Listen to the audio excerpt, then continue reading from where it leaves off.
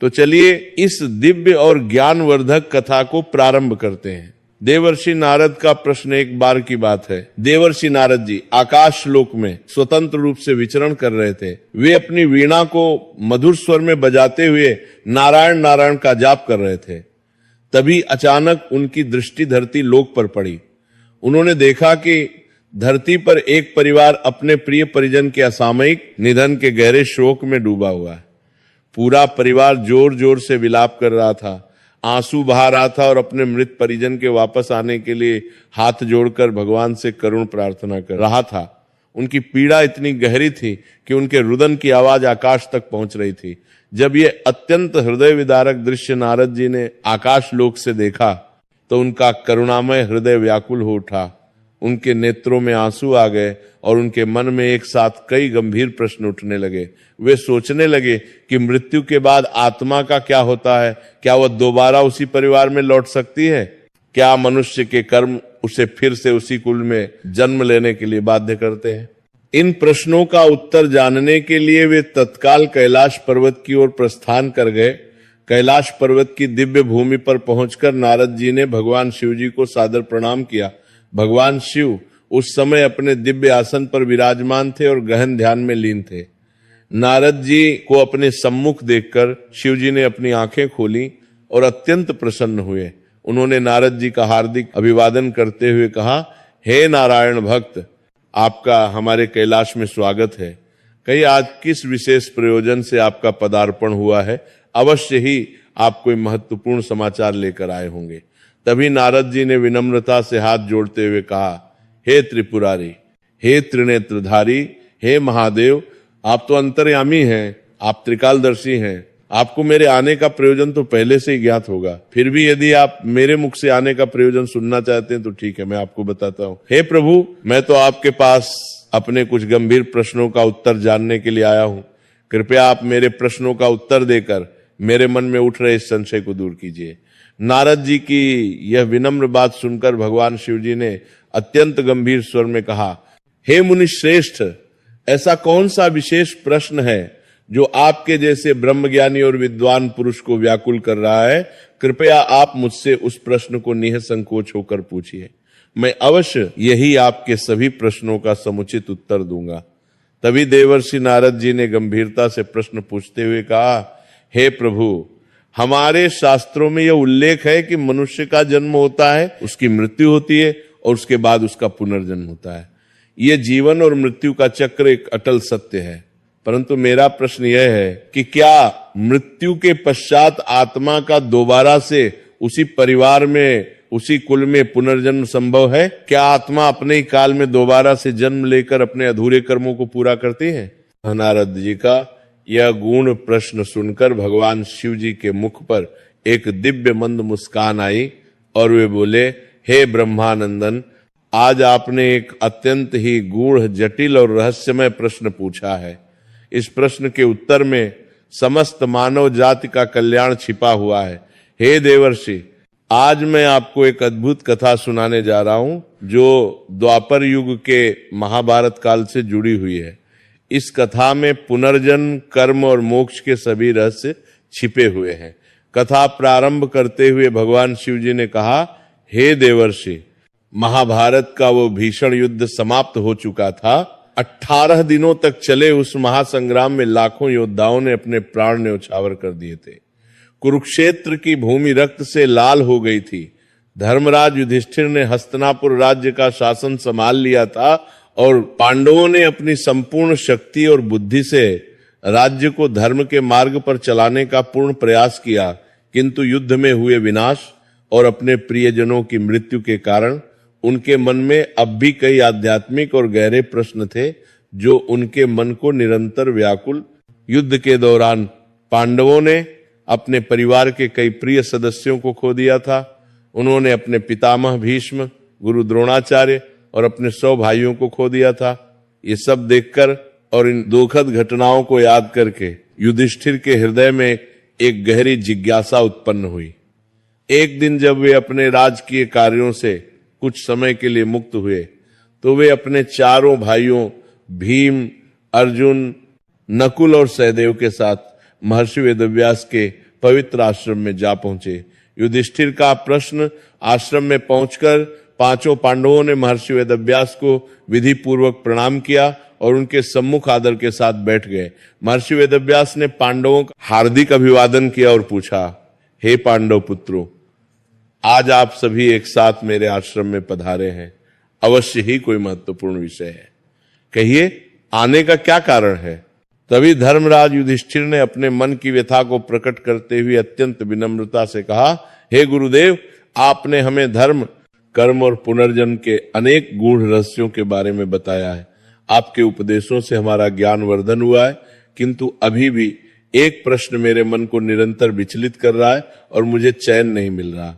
युधिष्ठिर की यह बात सुनकर महर्षि वेदव्यास जी ने गंभीरता से युधिष्ठिर की ओर देखा और पूछा, हे वत्स, ऐसा कौन सा प्रश्न है जो आपके जैसे धर्मात्मा और ज्ञानी पुरुष को व्याकुल कर रहा है? कृपया निः संकोच होकर पूछे। तभी युधिष्ठिर ने अपना प्रश्न रखते हुए कहा, हे गुरुदेव, महाभारत के इस भीषण युद्ध में जितने भी हमारे प्रिय परिजन मारे गए हैं, क्या उनका दोबारा से उसी परिवार में पुनर्जन्म संभव है? क्या कोई आत्मा अपने ही वंश में, अपने ही कुल में बार बार जन्म ले सकती है? यदि हां, तो इसका क्या कारण है? युधिष्ठिर का यह गंभीर प्रश्न सुनकर महर्षि वेदव्यास ने अपनी दिव्य दृष्टि से युधिष्ठिर की ओर देखा। वे भली भांति जानते थे कि युधिष्ठिर कोई साधारण मनुष्य नहीं थे। वे स्वयं धर्मराज के अंश थे और उनका हृदय सदैव सत्य और धर्मराज की खोज में लगा रहता था। महर्षि वेदव्यास ने कुछ क्षण के लिए अपनी आंखें बंद कर ध्यान लगाया, फिर अपनी आंखें खोलते हुए अत्यंत गंभीर स्वर में युधिष्ठिर से बोले, हे धर्मराज, ये प्रश्न जितना सरल और सीधा लगता है उतना ही जटिल, गूढ़ और रहस्यमय है। पुनर्जन्म का नियम एक अटल और शाश्वत सत्य है। ये ब्रह्मांड का एक मूलभूत नियम है, परंतु कभी कभी किसी विशेष परिस्थिति के कारण, किसी विशेष कर्म के फलस्वरूप आत्मा अपने ही परिवार में बार बार जन्म लेती है। ये तब होता है जब उसके अधूरे कर्म उसी परिवार से, उसी कुल से गहराई से जुड़े होते हैं, या फिर उसने अपने पूर्व जन्म में कोई विशेष संकल्प लिया होता है या कोई श्राप प्राप्त किया होता है। महर्षि वेदव्यास की ये गंभीर बातें पांचों पांडव अत्यंत ध्यानपूर्वक और एकाग्रचित्त होकर सुन रहे थे। उनके मुख पर जिज्ञासा और आश्चर्य के भाव स्पष्ट दिखाई दे रहे थे। फिर महर्षि वेदव्यास ने आगे समझाते हुए कहा, हे धर्मराज, मनुष्य के पुनर्जन्म के मुख्य रूप से 3 कारण होते हैं। पहला है संचित कर्म। ये वे संग्रहित कर्म हैं जो आत्मा ने अपने पिछले अनगिनत जन्मों में किए हैं और जिनका फल अभी तक नहीं मिला है। ये कर्म एक बीज की तरह आत्मा के साथ सदैव रहते हैं और उचित समय आने पर अंकुरित होकर फल देते हैं। दूसरा है प्रारब्ध कर्म। यह वे कर्म हैं जो इस जन्म में फल देने के लिए सक्रिय हो चुके हैं। इन्हें किसी भी प्रकार से टाला नहीं जा सकता। इन्हें प्रत्येक मनुष्य को अवश्य भोगना पड़ता है, चाहे वह सुख हो या दुख हो। आपका जन्म किस परिवार में होगा, आपकी योनि कौन सी होगी, आपको किस प्रकार का जीवन मिलेगा, ये सब प्रारब्ध कर्म के अधीन है। तीसरा है अनुबंध कर्म। यदि किसी आत्मा का किसी विशेष कुल या परिवार के साथ अत्यंत गहरा संबंध हो तो वह आत्मा पुनः दोबारा से उसी परिवार में जन्म ले सकती है। यह संबंध प्रेम, घृणा, क्षण, पाप या पुण्य किसी भी रूप में हो सकता है। यदि कोई मनुष्य अपने परिवार के प्रति अत्यधिक मोह रखता है या उसके कुछ अधूरे कार्य हैं तो वह आत्मा पुनः वहीं लौट सकती है। द्वारका के ब्राह्मण की कथा युधिष्ठिर ने आगे जिज्ञासा व्यक्त करते हुए पूछा, हे गुरुदेव, क्या कोई ऐसा प्रत्यक्ष साक्ष्य या उदाहरण है जिससे यह सिद्ध हो सके कि मृत्यु के पश्चात आत्मा अपने ही कुल में पुनः जन्म लेती है? धर्मराज युधिष्ठिर का यह प्रश्न सुनकर महर्षि वेदव्यास के चेहरे पर एक दिव्य मुस्कान आई और उन्होंने कहा, हाँ, मैं तुम्हें एक ऐसी अद्भुत घटना सुनाने जा रहा हूं जो स्वयं भगवान श्री कृष्ण के समय में घटित हुई थी। यह कथा द्वारका के एक विद्वान ब्राह्मण और महान राजा नृग की प्रतिज्ञा से जुड़ी हुई है। इस कथा में पुनर्जन्म का एक अत्यंत रहस्यमय और चमत्कारिक उदाहरण मिलता है। यह सुनकर पांचों पांडवों की जिज्ञासा और भी अधिक बढ़ गई उनके नेत्र विस्मय से चमक उठे और उन्होंने विनम्रता पूर्वक कथा सुनाने का आग्रह किया। फिर महर्षि वेदव्यास ने एक प्राचीन और दिव्य कथा सुनानी प्रारंभ का। इसमें काक और उन्होंने कहा करते रहे, दाल तुरु करते रहे कि उन्होंने कहा, हे धर्मराज, जब महाभारत युद्ध के पश्चात भगवान श्री कृष्ण द्वारका नगरी में अपने भव्य स्वर्णिम सिंहासन पर विराजमान थे, तभी एक दिन उनके दरबार में एक ब्राह्मण आया। वह अत्यंत व्यथित, दुखी और विचलित था। उसकी आंखों में आंसू थे और चेहरे पर गहरी पीड़ा के चिन्ह थे। वह भगवान श्री कृष्ण के सम्मुख जाकर उनके चरणों को पकड़कर जोर जोर से विलाप करने लगा। उसका रुदन इतना करुण था कि दरबार में उपस्थित सभी लोग द्रवित हो गए। ब्राह्मण को इस प्रकार विलाप करते हुए देखकर करुणानिधान भगवान श्री कृष्ण ने अत्यंत प्रेम और संवेदना से उससे पूछा, हे ब्राह्मण देव, आप इस प्रकार से विलाप क्यों कर रहे हैं? क्या कारण है आपकी इस अत्यधिक पीड़ा का? कृपया मुझे बताइए। यह सुनकर ब्राह्मण ने अपनी आंखों से आंसू पोंछे और कांपते हुए स्वर में अपनी व्यथा सुनाते हुए कहा, हे प्रभु, हे जगन्नाथ, मेरी जितनी भी संतानें जन्म लेती हैं, वे सभी जन्म लेते ही, श्वास लेते ही मृत्यु को प्राप्त हो जाती हैं। ये भयंकर घटना मेरे साथ अब तक 5 बार घटित हो चुकी है।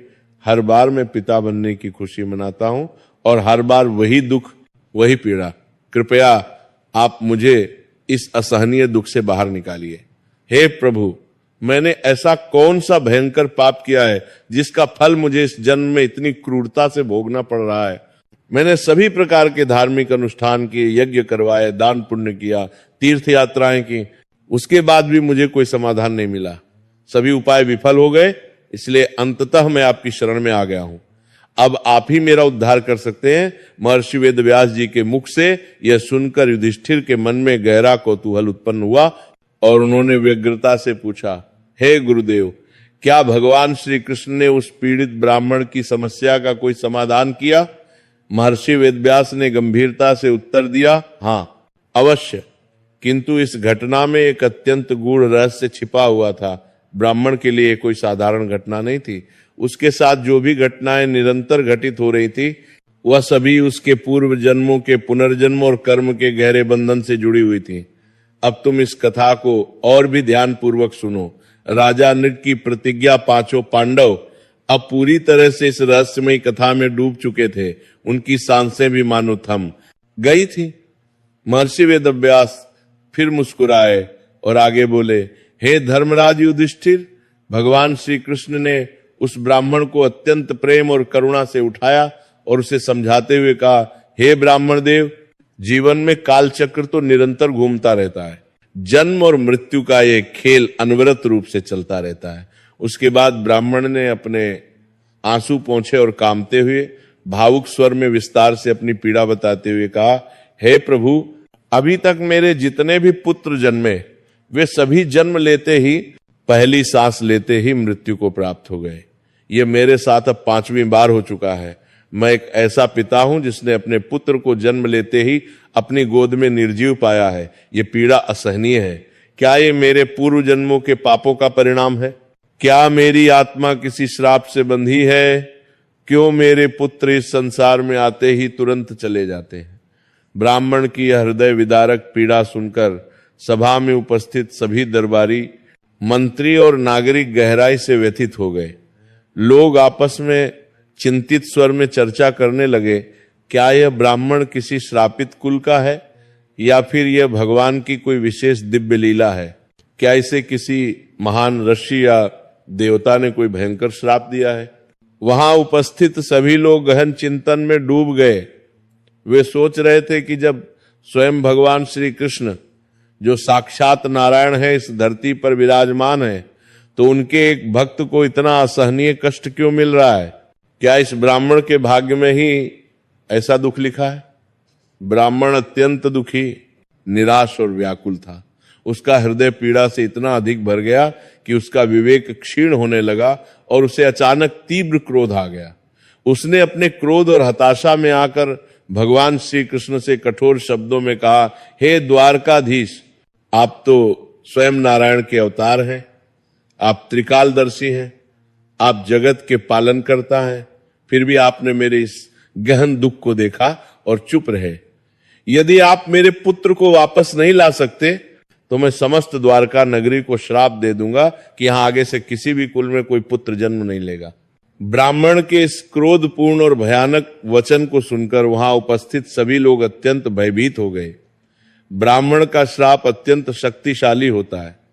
उसी समय सभा में महान और पराक्रमी राजा नृग भी उपस्थित थे। उन्होंने जब ब्राह्मण के पीड़ा से भरे इन वचनों को सुना तो तत्काल अपने आसन से उठकर खड़े हो गए। राजा नृग आगे बढ़े और दृढ़ता से प्रतिज्ञा करते हुए बोले, हे ब्राह्मण देव, आप व्यथित मत होइए। मैं आज यहां सभी के सम्मुख भगवान श्री कृष्ण के समक्ष सौगंध खाकर कहता हूं कि यदि इस बार आपका पुत्र जन्म लेकर भी जीवित नहीं रहा तो मैं स्वयं प्रज्वलित अग्नि में प्रविष्ट होकर अपने प्राण त्याग दूंगा। यह मेरी दृढ़ प्रतिज्ञा है। भगवान श्री कृष्ण ने जब राजा नृग को इस प्रकार प्रतिज्ञा करते देखा तो उनके मुख पर एक रहस्यमयी और दिव्य मुस्कान आई। वे भली भांति जानते थे कि इस घटना के पीछे एक अत्यंत गहरा रहस्य छिपा हुआ है। यमलोक की यात्रा जब राजा नृग ने दृढ़ प्रतिज्ञा ली तो श्री कृष्ण के नेत्रों में एक दिव्य चमक दिखाई दी, मानो वे पहले से ही जानते थे कि आगे क्या घटने वाला है। उसके पश्चात राजा नृग ने ब्राह्मण से कहा, हे ब्राह्मण देव, इस बार जब आपकी संतान जन्म ले तो आप तत्काल मुझे सूचित कर देना। मैं स्वयं अपनी समस्त दिव्य शक्तियों से उसकी रक्षा करूंगा। मैं वचन देता हूं कि कोई भी शक्ति उसे मृत्यु की ओर नहीं ले जा पाएगी। ब्राह्मण को राजा नृग की इस दृढ़ प्रतिज्ञा पर पूर्ण विश्वास हो गया। उसके चेहरे पर आशा की एक किरण दिखाई दी। फिर उसने श्री कृष्ण और राजा नृग दोनों के चरणों में श्रद्धा पूर्वक प्रणाम किया और आशा भरे हृदय से अपने घर लौट गया। युधिष्ठिर ने अत्यंत उत्सुकता से महर्षि वेदव्यास से पूछा, हे गुरुदेव, क्या इस बार भी वही दुखद घटना घटी जो पिछले 5 बार से उस ब्राह्मण के साथ घटती आई थी? क्या राज नृग अपने इस कठिन वचन को निभा पाए या फिर इस घटना के पीछे कोई दिव्य लीला चल रही थी? अब तो सभी पांडवों की दृष्टि उत्सुकता से उसी दिन पर टिकी थी जब ब्राह्मण की संतान का जन्म होगा। द्वारका के समस्त नागरिक भी उत्सुक और चिंतित थे, क्योंकि यह केवल एक पिता की व्यक्तिगत पीड़ा ही नहीं थी, बल्कि पुनर्जन्म और कर्म के गुण रहस्यों से जुड़ी एक अत्यंत महत्वपूर्ण घटना थी। कुछ समय पश्चात ब्राह्मण के घर में पुनः एक बच्चे ने जन्म लिया, किंतु दुर्भाग्य से जन्म लेने के कुछ ही क्षणों पश्चात पहली सांस लेते ही उस बच्चे की मृत्यु हो गई। ये देखकर ब्राह्मण फिर से जोर जोर से विलाप करने लगा। उसका हृदय टूट गया। वह क्रोध में आकर राजा नृग को कठोर ताने मारते हुए बोला, हे राजन, तुमने तो बड़े गर्व से कहा था कि तुम मेरे पुत्र की रक्षा करोगे, परंतु देखो वह फिर से मृत्यु को प्राप्त हो गया। क्या तुम्हारी प्रतिज्ञा व्यर्थ थी? राजा नृग को अपनी शक्ति और क्षमता पर अत्यंत विश्वास था। उन्होंने दृढ़ संकल्प लिया कि जब तक वे इस रहस्य को पूर्णतः सुलझा नहीं लेते तब तक वे विश्राम नहीं करेंगे। उन्होंने सर्वप्रथम इंद्रलोक की यात्रा की। स्वर्गलोक पहुंचकर उन्होंने देवराज इंद्र से पूछा, हे देवराज, क्या ब्राह्मण का पुत्र मृत्यु के बाद यहां आया है? इंद्र ने गंभीरता से उत्तर दिया, नहीं वत्स, यह रहस्य तुम्हारी कल्पना और समझ से भी बहुत परे है। यह कोई साधारण घटना नहीं है, बल्कि पुनर्जन्म और कर्म का एक अत्यंत गूढ़ रहस्य है। तुम्हें इसे समझने के लिए और भी गहरे जाना होगा। इंद्र के इस संकेत को समझते हुए राजा नृग ने अगला कदम उठाया। वे ब्रह्मलोक गए, फिर कुबेर लोक की यात्रा की और अंततः यमलोक की ओर प्रस्थान किया।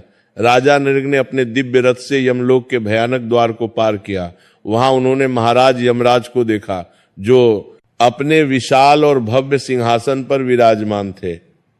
उनके बगल में महान चित्रगुप्त जी बैठे हुए थे, जो मृत मनुष्यों के कर्मों का सूक्ष्म लेखा जोखा यमराज के सम्मुख प्रस्तुत कर रहे थे। यमराज उन मृत आत्माओं को उनके कर्मों के अनुसार उचित सजा या पुरस्कार दे रहे थे। यमराज का रहस्योद्घाटन, यमराज की उपस्थिति अत्यंत प्रभावशाली और भयावह थी। उनका स्वर गंभीर, गूढ़ और कठोर था। यमराज ने जब राजा नृग को अपने सम्मुख देखा तो अत्यंत गंभीर स्वर में पूछा, हे राजन, आप यमलोक में क्यों पधारे हैं? आप तो अभी तक मृत्यु के योग्य भी नहीं हुए, आपका जीवन काल अभी शेष है। राजा नृग ने विनम्रता पूर्वक हाथ जोड़कर यमराज को प्रणाम करते हुए कहा, हे धर्मराज, मैं द्वारका के एक ब्राह्मण की संतान को खोजने यहाँ आया हूं। मैंने उसे बचाने की दृढ़ प्रतिज्ञा ली थी, किंतु वह जन्म लेते ही मृत्यु को प्राप्त हो गया। मैं जानना चाहता हूं कि आखिर उस ब्राह्मण के साथ निरंतर ऐसी दुखद घटना क्यों घटित हो रही है। राजा नृग की यह बात सुनकर यमराज एक लंबे क्षण के लिए मौन हो गए। उनके नेत्र बंद हो गए, मानो वे किसी गहन चिंतन में लीन हो। फिर उन्होंने अपनी आंखें खोली और बोले, हे राजन, ये कोई साधारण संतान नहीं है। इसका रहस्य आपके और भगवान श्री कृष्ण के काल से भी बहुत पुराना है। ये आत्मा एक प्राचीन और भयंकर श्राप के कारण अपने ही परिवार में बार बार जन्म ले रही है और तुरंत मृत्यु को प्राप्त हो रही है। यह सुनकर राजा नृग आश्चर्य से स्तब्ध हो गए। उन्होंने व्यग्रता से पूछा, हे धर्मराज, कृपया स्पष्ट रूप से बताइए, यह आत्मा कौन थी और इसे यह भयंकर श्राप क्यों मिला? यमराज ने अपनी दिव्य और सर्वज्ञ दृष्टि से उस आत्मा के समस्त पूर्व जन्मों को देखा और गंभीरता से बोले, हे राजन, ये आत्मा पूर्व में एक महान और पराक्रमी योद्धा थी, जो द्वापर युग से भी पूर्व जन्मों को हले त्रेता युग में जन्मी थी। ये महान राजा नल के पुत्र के रूप में जन्मी थी। वह अत्यंत शक्तिशाली था, परंतु अपने अहंकार, घमंड और अन्याय के कारण इसने एक निर्दोष ब्राह्मण के पुत्र को निर्ममता से मार दिया था। उस पीड़ित ब्राह्मण ने क्रोध और शोक में आकर इसे एक भयंकर श्राप दिया था कि यह आत्मा हर जन्म में अपने ही कुल में जन्म लेगी और जन्म लेते ही तुरंत मृत्यु को प्राप्त होगी। राजा नृग ने पुनः पूछा, हे धर्मराज, तो क्या यह आत्मा अपने ही कर्मों के कारण प्रत्येक जन्म में इसी परिवार में जन्म लेती रहेगी और मृत्यु को प्राप्त होती रहेगी? यमराज ने दृढ़ता से उत्तर दिया, हाँ, क्योंकि इस आत्मा ने एक समय में एक निर्दोष और पवित्र ब्राह्मण के पुत्र का वध किया था। उसी क्षुब्ध ब्राह्मण ने इसे ये कठोर श्राप दिया था। जब तक कोई महान योद्धा और दिव्य पुरुष इसे इस दुष्चक्र से मुक्त नहीं कराएगा, तब तक इसका यह भयानक चक्र निरंतर चलता रहेगा। मुक्ति का मार्ग राजा नृग को अब इस जटिल रहस्य का पूर्ण